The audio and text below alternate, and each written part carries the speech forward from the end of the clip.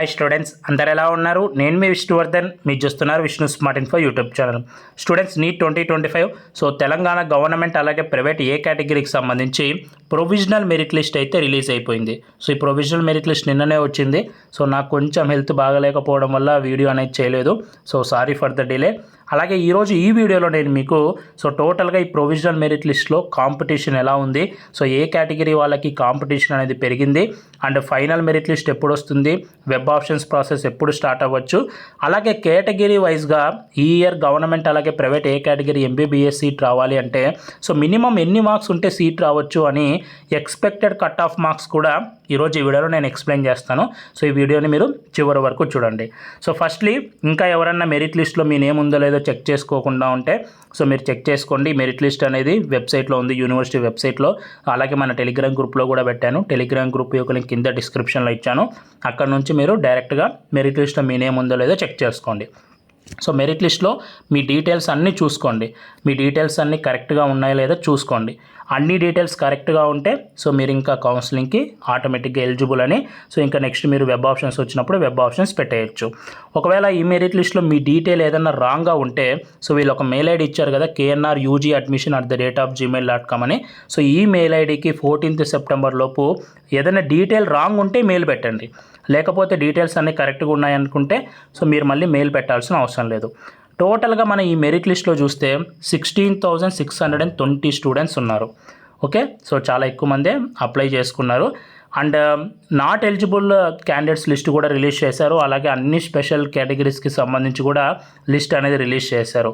ఈ not eligible లిస్ట్లో కూడా మనకి దాదాపు 1020 స్టూడెంట్స్ ఉన్నారు. ఇందులో కొద్దిమంది నాన్ లోకల్ స్టూడెంట్స్ అప్లై చేసుకున్నారు. మనకి తెలంగాణలో నాన్ లోకల్ కోటా లేదు కాబట్టి వాళ్ళు నాట్ ఎలిజిబుల్ అవుతారు. అలాగే కొద్దిమంది వేరే సర్టిఫికెట్స్ కరెక్ట్గా పెట్టకపోవడం వల్ల కూడా ఈ నాట్ ఎలిజిబుల్ లిస్ట్లో ఉన్నారు. ఎవరైనా ఈ నాట్ ఎలిజిబుల్ లిస్ట్లో ఉండి మీ దగ్గర కరెక్ట్ డాక్యుమెంట్స్ ఉంటే మీరు కూడా ఈ మెయిల్ ఐడికి అయితే పెట్టాలి. అయితే నెక్స్ట్ 14th సెప్టెంబర్ వరకు వీళ్ళు టైం ఇచ్చారు పెట్టుకోవడానికి, ఎవరన్నా రాంగ్గా ఉండి డీటెయిల్స్ పెట్టుకోవడానికి.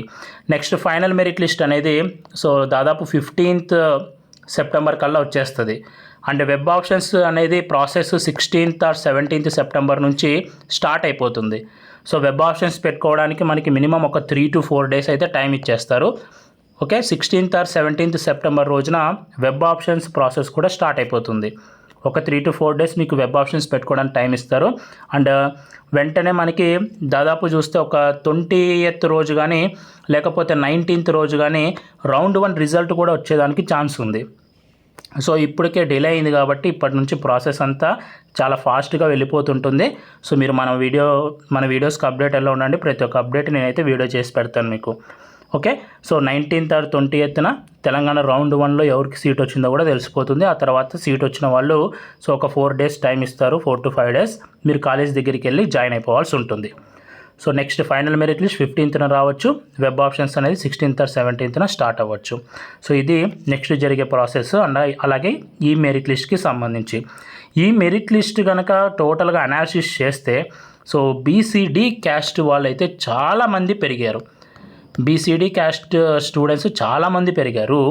అది కూడా ఎక్కడి నుంచి ఎక్కడ వరకు ఈ బీసీడీ స్టూడెంట్స్ పెరిగారు అంటే ఏదైతే 400 to 450 మార్క్స్ మధ్యలో కనుక మీరు చూస్తే ఓపెన్ కేటగిరీ స్టూడెంట్స్ కన్నా ఈ బీసీడీ స్టూడెంట్స్ చాలా ఎక్కువ మంది ఉన్నారు. అన్ని కేటగిరీస్ వాళ్ళకంటే బీసీడీ స్టూడెంట్స్ చాలా ఎక్కువ మంది ఉన్నారు.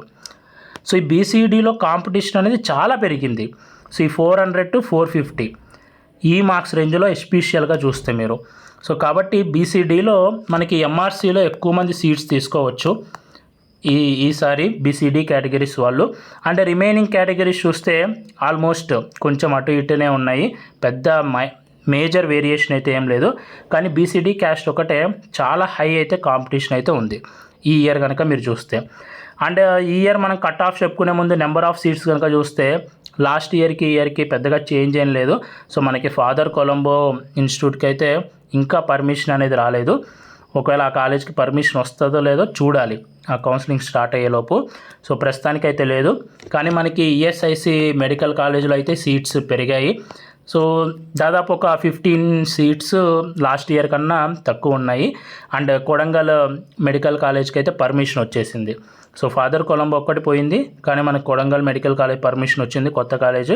అండ్ అలాగే ఈఎస్ఐసి కాలేజ్లో కూడా సీట్స్ పెరిగాయి కాబట్టి సో లాస్ట్ ఇయర్కి పెద్దగా వేరియేషన్ లేదు, ఒక 15 సీట్స్ అట్లా వేరియేషన్ ఉంది అంతే. సో ఇవన్నీ మైండ్లో పెట్టుకొని అలాగే ఈచ్ కేటగిరీలో ఎంతమంది స్టూడెంట్స్ ఉన్నారు, లాస్ట్ ఇయర్ కాంపిటీషన్ ఎలా ఉంది అండ్ ఇయర్ కాంపిటీషన్ ఎలా ఉంది అనేది మైండ్లో పెట్టుకొని సో నేను మీకైతే ఇప్పుడు ఎక్స్పెక్టెడ్ కట్ ఆఫ్ మార్క్స్ అయితే చెప్తాను కేటగిరీ వైజ్గా.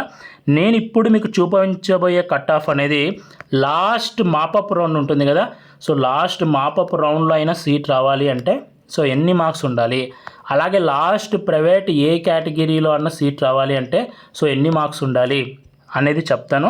సో ఈ వీడియోని చివరి వరకు చూడండి, ఓకే.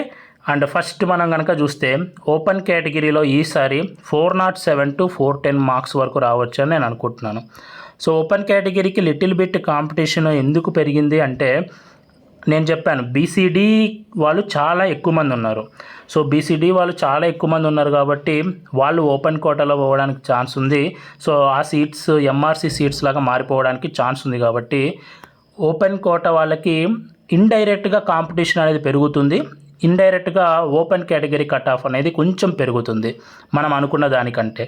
సో కాబట్టి ఓపెన్ కోటాలో మనకి ఓపెన్ కేటగిరీలో 407 to 410 మార్క్స్ వరకు ఈసారి సీట్ రావచ్చని అనుకుంటున్నాను.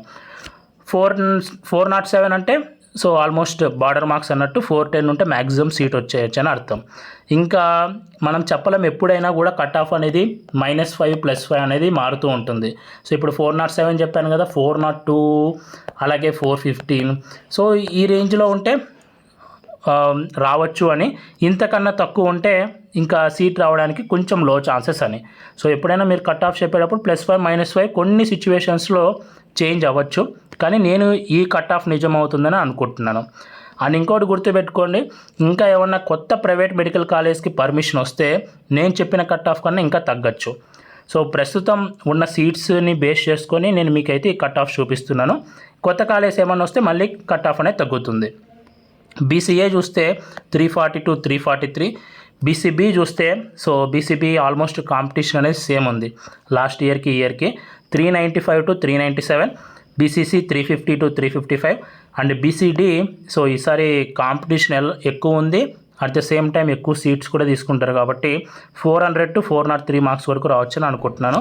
అండ్ బీసీఈ మైనారిటీకి 396 to 399 and 395 to 398 and SC 1 కేటగిరీకి సో 113 మార్క్స్ ఉన్నా కూడా గవర్నమెంట్ అలాగే private A category free MBBS seat రావచ్చు. సో చాలా లక్కీ.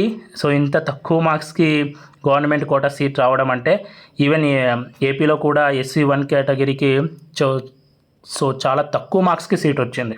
అండ్ అలాగే తెలంగాణలో కూడా ఈ ఇయర్ రానుంది.